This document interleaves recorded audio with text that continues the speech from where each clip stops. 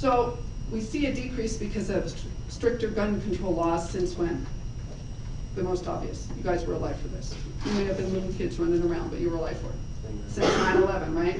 So we are trying to control. We can't go back and take them back. How many of you want to be that police officer that goes and takes guns from honest citizens, law-abiding people's hands? None of us want to do that, right? So the best way to do it now is to try to control it from this point forward. Can't go backwards. It's hard to go backwards, especially because of the way our history is in our nation and what it was predicated on under the Second Amendment. Okay, so 100,000 or more. I just heard yesterday Meridian has now surpassed Boise for population in numbers. By you guys, those of you living here, by 2020 they had projected 1 million people in this basin, this little valley. That's now been revised to 2015. Next year, we will have 1 million people living in the Treasure Valley. What do you think comes with that population explosion? Crime. Crime. Okay, so I will tell you, historically, I used to have to work to get into a house where somebody was using drugs by getting a search warrant and going in and effecting an arrest or a search or a seizure. Today, I can go down to any Jackson's or Maverick or 7-Eleven and find somebody under the use or influence of a drug, because they come from states where that was really a crime, where you were put on summary probation. And I grew up in the Bay Area. I'm not from there, but I grew up there. How many of you are from California? California's drug laws are a little different than Idaho's drug laws. You can commit felonies in California that the only thing you have to do is report to a probation officer when you change your address. In Idaho, it's a little different. If you're convicted of a felony, you have to report to someone in person, and you have to take UAs and do some extra things the court requires of you to make certain that you don't go back to substance abuse. We saw a push of Californians coming in here because property rates or values were really good, and they had the money, and with them came the social ills. But it didn't just come from California. It came from Oregon, from Washington, from Texas, and Florida. A lot of them from California, though, because there's money to be made here, and it's relatively still a safe place to live. So with their social ills, we also saw an increase in certain crimes. Okay, 2011, most of your homicides are single victims, okay? The mass shootings are a different category we'll talk about later, okay? Multiple victim homicides they occur, but not as frequent as single victim homicides. This is where we get our stats. Sorry, Robert, don't hurry. The trends come from these two surveys. Now, I will tell you, I do sex crimes, and I don't ask this to embarrass anyone. Sorry about the microphone. How many of you men, if I called you randomly on the phone and said, are you a victim of a sex crime, would say, by all means, let's talk about it? Some of the numbers on the survey are skewed because if I'm going to talk to you about crimes involving intimate issues, you're not going to be inclined to disclose it. If I'm sitting down with you one-on-one and I suspect you're a victim, you might be less inclined to disclose it, but at least eye contact, I'll be able to read your body language to tell me whether or not that's a potential. 1 in 4 women are victims of sex crimes, 1 in 6 men nationwide are. So there are men out there that are being victimized. They're not going to tell a stranger over the phone. It's going to be hard enough in person, let alone to discuss this over the phone. Some of the numbers will be skewed by the survey. Where it's not skewed is the UCR, the Uniform Crime Reporting. It's FBI, it's computer driven, and now it has graduated to a system called NIBRS. And more agencies are adopting the NIBRS. I will submit a case, and I have to actually put the ethnicity, whether or not the victim's a resident or the suspect's a resident of the United States, more particulars about victimology and suspect information, so it's more accurate reporting. And I will tell you, the old system, UCR, there are chiefs of police that wanted federal monies to combat the drug wars, and they could skew their numbers by falsifying reports. Here you can't, because you have to give more information in NIBRS. It's harder to actually compromise the numbers or convolute the numbers. Okay, so these are the 2 indicators that are primarily used to gather our information about the national statistics. Where do we get them? It's national and state statistics combined, and state just doesn't mean the state police, it also means county and city, okay? The numbers come from, the coverage is national estimates on the National Crime Victim Survey. The UCR are real numbers. They're coming off of reports that are submitted electronically. Most agencies are now electronic, believe it or not. The collection method is by law enforcement on the UCR, and then a survey of 90,000 residents or households, 160,000 members age 12 or older. So have any of you in this room ever gotten a call about that? Do you know where it comes from? A police report where you've already been identified as a victim. Okay? They want to know if you're re-victimized the second time. So none of you, some of you have a DUI or know somebody that's had a DUI where there's been an accident resulting in injury or death. And you don't have to volunteer this because I'm not here to embarrass anyone. But if you're in a report somewhere, it could be that you get a call based on that as a victim, identified as a victim. When we have minor age children as victims, we don't use their names. We use their initials. So they can't call a household where we've identified a 12-year-old of sex crime because all they get is initials. They don't get anything else in the police reports. Then the index crimes are the 7 most serious offenses that the FBI focuses on for UCR. Okay, NCBS, you're going to get a mixed bag of many things, including theft, okay, property crimes. So here it's just breaking down where we get both. It's used by the FBI to compile data, and then what do we do with that data? It just doesn't sit in a warehouse. What's significant about knowing the number of homicide victims? What can we do with that information? What do you think we can do with that information? Predict crime. And then what can we do in response to predicting it? Try to prevent it. And by doing what? Hire. I beg your pardon? Hire new policemen. And then what's also important, how many of you are here that you said very few of you wanted to be practitioners in the criminal justice system, but you're here for a reason. You want to do something with this information to impact your communities, correct? You're not just here to fill 2 hours because there's other things like Starbucks I'd be at. There's a reason you're here. You want to make a difference in your communities. Maybe you have kids or significant others you want to make safe, right? So it makes you have knowledge, and then you can apply that knowledge to what you do. For women, it used to be we were targeted along the Greenbelt, right? Do you remember this? How many of you were here when Lynn Henneman, the airline stewardess, was taken? Okay, so we responded. Stewardess here on a layover, taken from the Greenbelt, raped and murdered. Her offender was not in CODIS, okay? It was a sex crime and a murder combined. Wasn't in CODIS. A year later, Cheryl Hanlon in Camel's Back Park gets raped and murdered, and all of a sudden, the 2 profiles of DNA line out. The offender in Idaho, we were the last of the 50 states to actually make all felonies a requirement to be loaded into CODIS. Last of all the states. The offender was a burglar, and a burglar only on paper. What was he? What are burglars sometimes? They're not just there for the property. When they're caught on the outside of the house and they're caught by the police, what is the safest thing to say if you're the suspect? That I was going to, so go ahead. They were just getting ready to rob the house. Or burglarize the house. But if you say I was going to go in and rape all the women and children, not a good thing, right? So he wasn't, his intent was sex crimes, but on the outside of the house it looked like a property crime.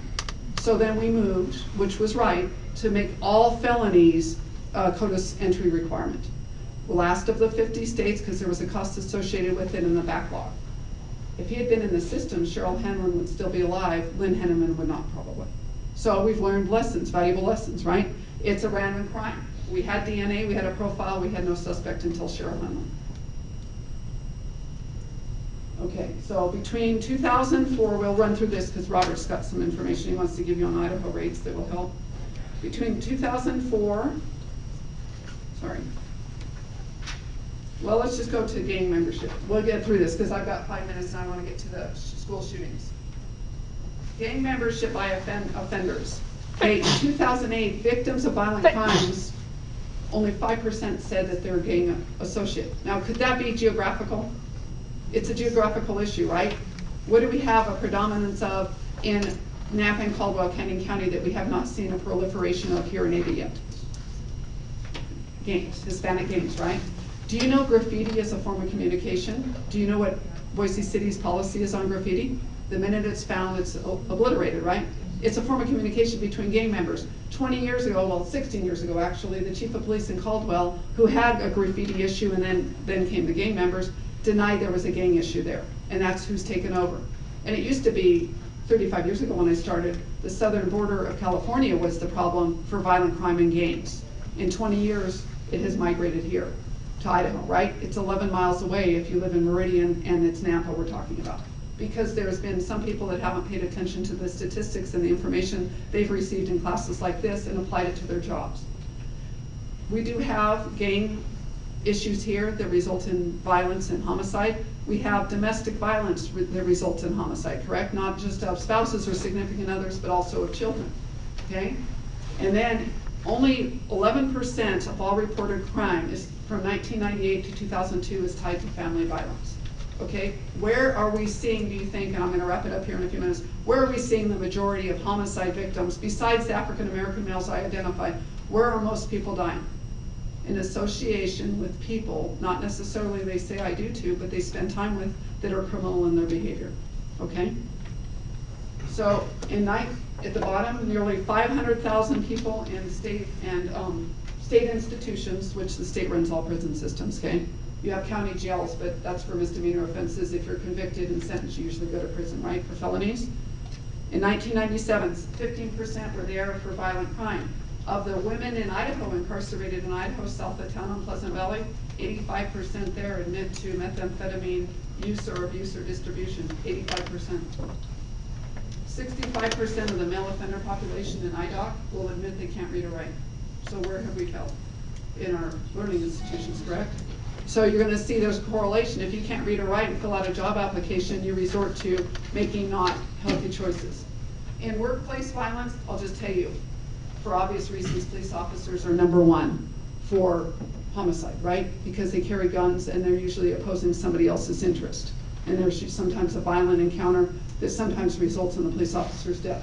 So for workplace violence, you see the advertisements, somebody goes into work and shoots up their job, those numbers are smaller than the number of officers killed in the line of duty every year, okay? Because we usually oppose somebody else's interest, criminal interest, and sometimes there's a violent exchange.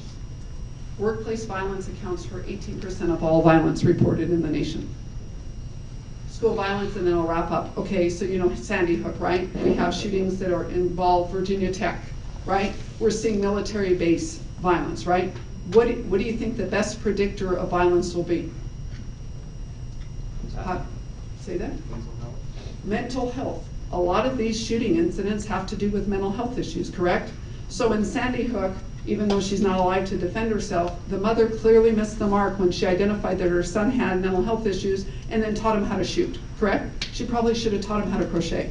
But when you identify, it's hard as a family member. How many of you have elderly parents or grandparents? Talk to them about taking their driver's licenses away one day. And that takes away their freedom, right? You don't want to confront over things that you know are very, very sensitive. I don't know that the mom could have predicted the outcome, but the mom clearly didn't make the best decision for her son by introducing him to guns and then knowing that he had this thing going on, mental health thing. The military we're seeing, the Iraqi war vets coming back and Afghani war vets coming back, a lot of it has to do with PTSD. So we need to be treating our mental health issues more seriously than we are, or more aggressively, to prevent these outcomes like Sandy Hook. I'm going to let Robert take over. I appreciate your time.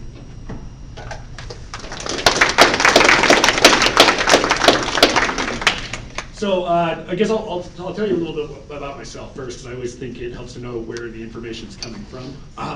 My name's Robert Kiernan. I'm the forensic supervisor at the Ada County Coroner's Office. I've worked there for the last 12 years. I started my career in field investigations, so actually going out to death scenes, and so I kind of understand that side of it. And then for about the last 6 years, I've been the forensic supervisor, where I just work with forensic pathologists doing autopsies. Also, during that 12 years, I was also the forensic anthropologist. So when we did get skeletal cases, it's not really related to this lecture at all, but that's kind of where my technical expertise lies. A little bit about my educational background. I went to University of Idaho, boo, right? Okay, well, I think it's better. Because I did my undergrad there, minor in biology, and then I came to Boise State, and while I worked at the coroner's office, I got my master's degree in anthropology and a master's degree in public administration, and I'm currently in the PhD program for public administration. So just so you know, if you're in college now, you can get a job. And BSU is a good degree to get a degree from, right? Yeah. But this makes people feel better. Okay, so anyway, as I go through this, if you guys have any questions about the coroner's office, anything about what you do not hesitate to stop and ask. I like to interact with audiences. I don't like to just stand up here and lecture, okay? Because I can rattle on and on and on, and I'm gonna just kill you with statistics today, and that gets really, really boring. So when you start to nod off, think of a question to ask instead, okay? All right, so I always start all of my presentations, I always talk a little bit about what the Ada County Coroner Office is, because people don't really understand what the coroner does.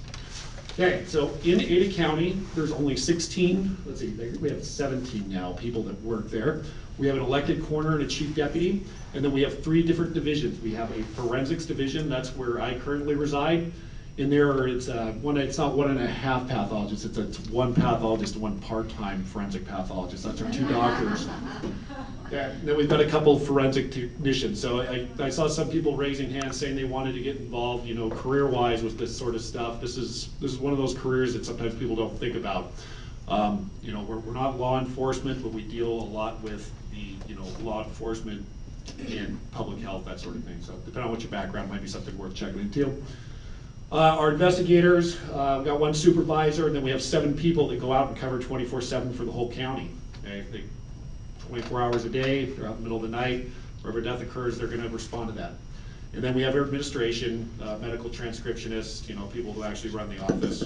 Okay, what types of deaths are investigated by the coroner? By state statute, the only person that can sign a death certificate with the manner of homicide, suicide, or accident is the coroner's office. So that means if someone killed themselves, they're in an accident, or they're murdered, they're gonna come to our office, they're gonna be examined by a forensic pathologist, we're gonna do a detailed investigation. Now, obviously, not every death is clear-cut when we get to the scene, so we look into every unexpected death as well. So if someone's just at home and they suddenly are mowing their lawn and they fall over and die from a myocardial infarction or fancy word for a heart attack, our office goes and we check into that. Okay, that means the investigator goes to the scene, they write a report, law enforcement would respond to that scene as well, they would write a report.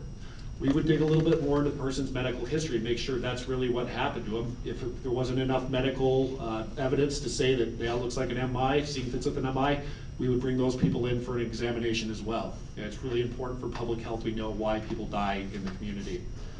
Okay, and then I won't go through all these other things, and don't worry about writing them down, but just by state statutes, we have to respond to any death that occurs within 24 hours in the hospital. We catch a lot of deaths that might be traumatic deaths that are in the hospital, for less than 24 hours. Somebody, say, comes in and they've got pneumonia, okay? And when our investigator gets there, they find out, well, they also suffered a fall or some other sorts of trauma that was actually kind of related to the death. So it's important the hospital notifies of all those kind of deaths. Anytime someone comes in unconscious, we get these kind of deaths.